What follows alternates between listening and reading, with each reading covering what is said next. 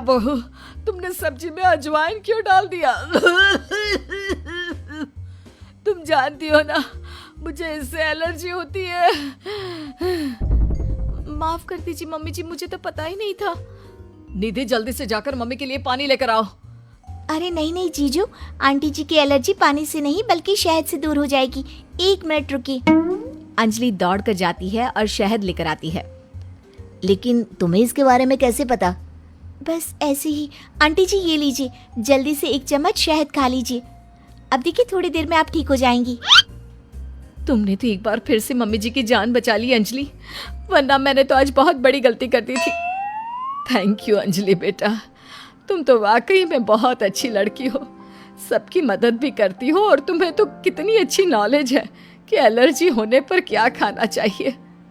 वाकई में तुम बहुत इंटेलिजेंट लड़की हो Anjali. Thank you so much. कुछ दिनों के बाद, भाभी मुझे ऑफिस के लिए देर हो रही है।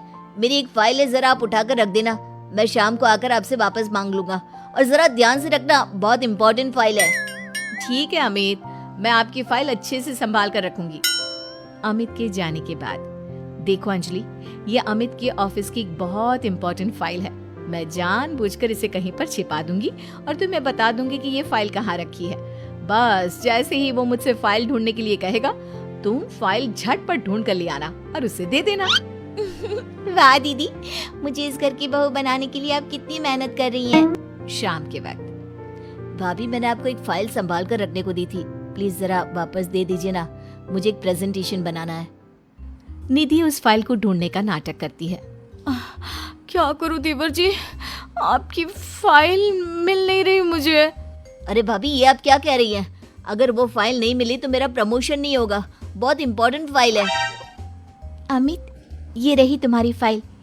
दीदी ने ऐसे ही बैठक में छोड़ दी थी और वो काम करने वाली आती है ना, वो इसे उठाकर डस्टबिन में डालने वाली थी। लेकिन सुबह मैंने तुम्हारी बात सुन ली थी तो संभाल कर रख दिया। अंजलि, मैं कैसे तुम्हारा शुक्रिया अदा करूं? तुम जानती नहीं तुमने मेरे लिए आज क्या किया है। अगर ये फाइल खो जाती ना तो मेरा बहुत बड़ा नुकसान हो जाता। देवर जी, मैं तो आपसे पहले से कह रही थी, मेरी बहन अंजलि बहुत अच्छी है।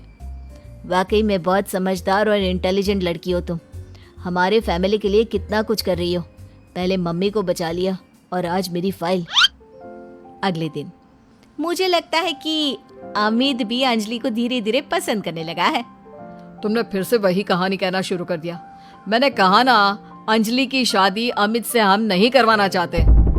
देखो बेटा, तुम्हारी बहन बहुत अच्छी है, लेकिन फिर भी मैं अमित के लिए किसी दूसरे घर की लड़की लाना चाहती हूँ। एक ही घर की 2 लड़कियां मुझे अपनी बहू बनाकर नहीं लानी। मम्मी जी, मेरी बहन ने आपके लिए इतना कुछ किया और फिर भी आप उसके साथ ऐसा कर रही हैं। तुम गलत समझ रही हो निधि। ये बात तो हम लोगों ने तुम्हें पहले ही कह दी थी। तुम्हारी कोशिशें बेकार है। ऐसा कुछ नहीं होने वाला निधि। देखा दीदी, तुम्हारे सब कुछ करने के बाद भी तुम्हारे ससुराल वाले मुझे इस घर की बहू बनाने के लिए तैयार नहीं है। लगता है अब एक आखिरी खेल खेलना पड़ेगा और देखना, उसके बाद सब ठीक हो जाएगा। मजबूरी में मेरी सास को अमित के साथ तुम्हारी शादी करवानी पड़ेगी। लेकिन दीदी, अब आप क्या करने वाली हैं?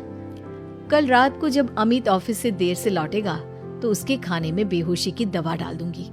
तुम चुपचाप उसके कमरे में उसके बेड पर जाकर लेट जाना। कुछ करने की जरूरत नहीं है, बाकी का सारा काम मैं संभालूंगी। निधि और अंजलि मिलकर अमित को फंसाने का प्लान बनाते हैं। दोनों अमित के खाने में बेहोशी की दवाई डाल देते हैं। भाभी, बड़े जोरों की भूख लगी है।